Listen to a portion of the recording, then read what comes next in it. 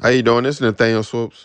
Swoop said it, and today I want to talk about a former mentor, great mentor of mine, Michael Bonslater. But before I get started, I want to thank one of my students, Mr. Valentine, who had talked to me yesterday and said, "Coach, it's been a couple days when you're going to make a video. I watch all your videos. I just want to say, Mr. Valentine, thank you for all your support. And thank you for your courage to get on here and make another video. Like I said, it can be hard to, be consistent with making videos on YouTube. There's so many great creators, and you see them making videos, getting thousands of views. And you put up a video, you may get one or two views. So it kind of messes with your mental to get on here and continue to create content. But thank you, Mr. Valentine. Again, I want to talk about a great mentor of mine, Michael Bonslater. I met Michael Bonslater when I was dating my college girlfriend. Me and my college girlfriend were together all throughout college. I met her my second semester freshman year, and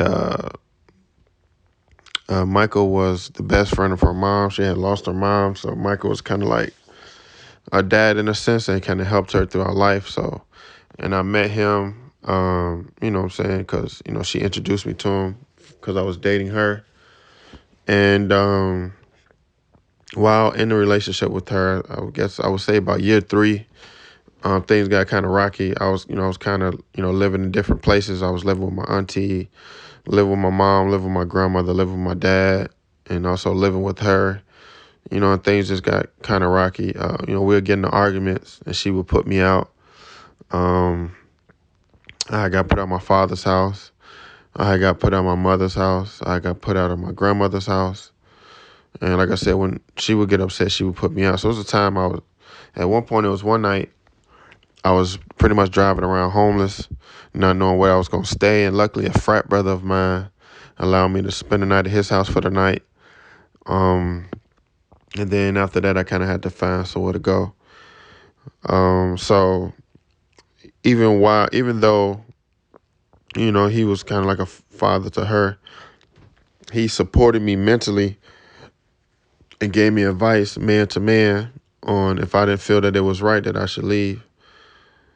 And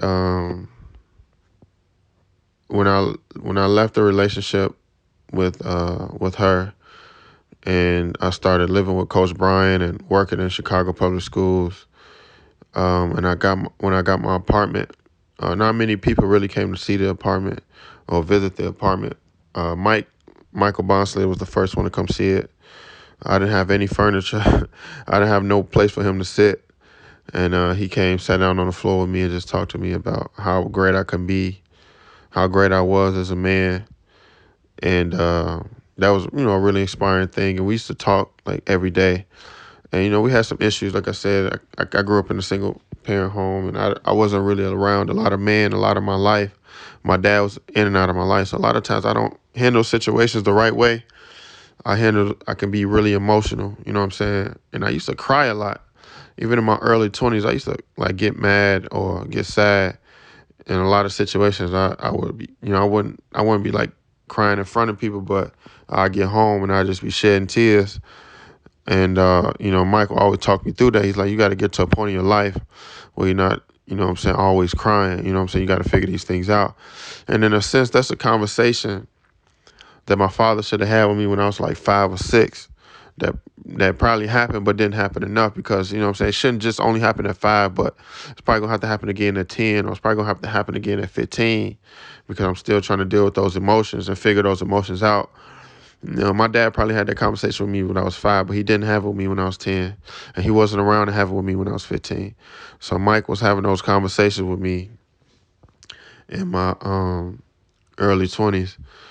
And when I got into a bad accident, I didn't have a car. Mike helped me get online and help me find a car and find a website to where you can find cars for good deals. And when I bought the car, he also taught me about how to fix the cars and listen for things. So how to check the tires, how to, how to understand when you need to get your brakes changed. What are some of the things that you need to get fixed when you first buy a used car, which was like the belt and the water pump You know what I'm saying? Making sure you get the oil change. You know, simple things about cars that I needed to know that I just really didn't know. You know what I'm saying? And he taught me those things about cars. And now, even, at 35, I'm always listening for different sounds of my car, listening to how my car is running. I'm always, what I'm saying, I got a keen ear for like when something is going wrong. I'm constantly looking at my tires and checking my tires to know when things are wrong.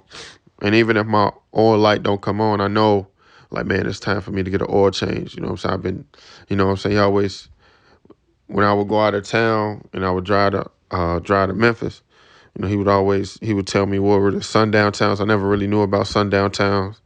And sundown towns are towns that blacks can't be in at night. And it still are sundown towns in southern Illinois and upper north of Arkansas and the north, kind of north of Tennessee. And he taught me about sundown towns and where not to stop, like Cairo, Illinois. He would always say, if you stop, you need to call me. So navigating the road to Memphis and taking road trips, I kind of learned how to navigate the road and where to stop and where not to stop because of Mike. You know what I'm saying? So he also taught me about directions in the city of what streets separated east and west and what streets separated north and south. And, how to navigate the numbers and why the numbers are going up this way and navigate the street names. So he taught me how to get around in Chicago, and I was born and raised in Chicago. Even though we moved around a lot, he taught me some things about Chicago I just didn't know. And a lot of the knowledge that he gave me, I was able to give back to a lot of the youth that I was coaching and teaching and mentoring myself.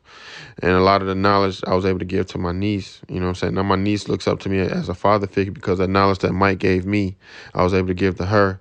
And a lot of these kids that I mentor and teach and the information that Mike gave me, I'm able to give to them, telling them directions and what streets separate east and west and north and south and how to get around in the city.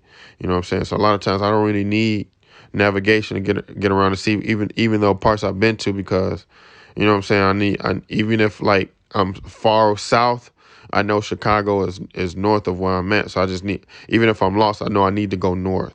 You know what I'm saying? Or if I'm far west and I need to get to a certain direction that's east of there, even though I don't know where I'm going, I know I need to go east. You know what I'm saying? I wouldn't know these things without Mike. And a big thing about what Mike taught me was how to talk to women. You know what I'm saying? I did have girlfriends and stuff like that, but you know what I'm saying? I struggle with being too nice. I struggle with just really not having game. In the black community, you got to have, in a sense, you got to have game and just know how to talk to women. And literally, a girl would text me. I would show him the text, and he would tell me how to what to say back.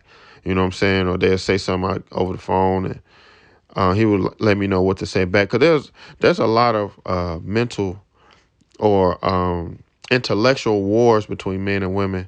And a lot of times, if you don't pick up on that, you know what I'm saying, the girl will step away from you because she'd throw a jab at you mentally. And if you don't pick up on it, you know what I'm saying, she understand that you really not on her level mentally, you know what I'm saying? So there's a lot of mental boxing that goes on between dating and between black men and black women. And Mike helped me navigate this. And, and with all that said, I just want to thank, Mike, Mr. Bonslater, for giving me so much knowledge that he didn't have to. He didn't have to spend that hour or 2 hours talking to me when I was sitting on the porch, wondering where my life was gonna go if I had left my girlfriend. He didn't have to spend that time to talk to me, and it was risky for me to reach out to him too. I didn't really have nobody else to talk to, and like I said, he really was family of my girlfriend at that time, and he could have just told me like, I support her, you know what I'm saying, and whatever she decides, or, if you leave, leave, but I'm not going to talk to you about what you should do because I don't know you. But as a man, he talked to me as a man and told me the things I needed to do, and if I felt that I should leave and be on my own, I said that I should. And above all, look at yourself in the mirror and see a man every day. And above all, you don't need anybody who can stand on your own because you're a man. You know what I'm saying? It's not a lot of these teachings that they teach online in the red pill and stuff I get now from like listening to Patrice O'Neal or Tommy Sotomayor or Kevin Samuels. I got a lot of this from Michael Bonslater. He was my introduction to the red pill and being a man and standing on your own, standing on your old 2 feet, not leaning on a woman or, you know what I'm saying, moving in with a woman. Get your own and keep, even if it's not a lot, get your own and be on your own. You know what I'm saying? And just want to say, Mr. Bonslater, I know you know what I'm saying, we don't talk now, and we fell out, but I appreciate you and love you for everything that you've done for me and teaching me how to be a man. You know what I'm saying? You're a father to me when my father refused to be. And thank you for teaching me all them things that I never knew I needed to know, you know what I'm saying? About navigating the city, about talking to women, standing on my own 2 feet, you know what I'm saying? Pushing to be better, you know what I'm saying? Now I have master's degrees and I bought a house and stuff like that. So a lot of these things about pushing myself to be better. You will always say, you know, Nate, you're a great dude. You're going to get these things. Now, I may have pushed you a little bit faster to get them, but you was going to always get these things already. You know what I'm saying? I appreciate that, you know, for seeing some greatness in me. And I know that I got an issue and a soft spot for, you know, women, and they've kind of been my downfall in a lot of ways. And it probably was my downfall for our relationship. But I just want to thank you for everything that you've done for me. I, where I am today, I wouldn't have been without you. You know what I'm saying? And thank you for giving me those talks. You know what I'm saying? Those tongue lashes and things like that, because I didn't when I made mistakes, I didn't really have mentorship. And a lot of the big thing with black young men is mentorship. A lot of black young men don't have mentorship, and I appreciate you stepping in and being a mentor to me when I didn't really have mentors. You know what I'm saying? So, like I said, I just want to thank you for that. So again, Mr. Bonslater, thank you for everything that you do for the black community. Thank you for putting in time for young black for the young black youth that a lot of people really don't take the time to do. You know what I'm saying? I really thank you for taking the time and spending your time and giving the black youth knowledge. You know what I'm saying? It's not really your job to do, but you decide to do it on your own, and I thank you for that. You know what I'm saying? Again, this is Nathaniel Swopes, and Swope said it. Signing out. You all have a good one.